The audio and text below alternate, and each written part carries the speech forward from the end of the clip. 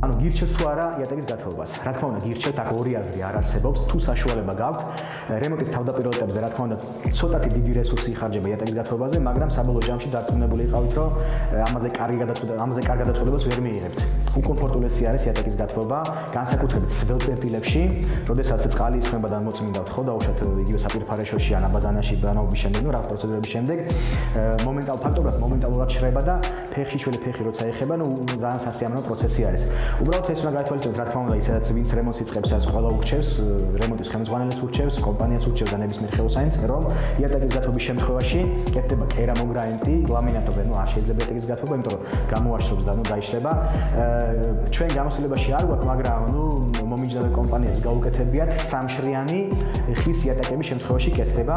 წებოზე ეს არ არის ჩვეულებრივ პარკეტზე საუბარი არის სამშრიან სპეციალურ ხის იატაკზე, რომელიც ახალი ტრენდია და ამაზეც იმედი გვაქვს მომავალში ვისაუბრებთ. საძინებლებში სტანდარტულად იატაკის გათხოვება არ კეთდება, იმიტომ რომ ძილის დროს მტვერი იწევა იატაკიდან გათხოვების დროს და არ არის რეკომენდირებული.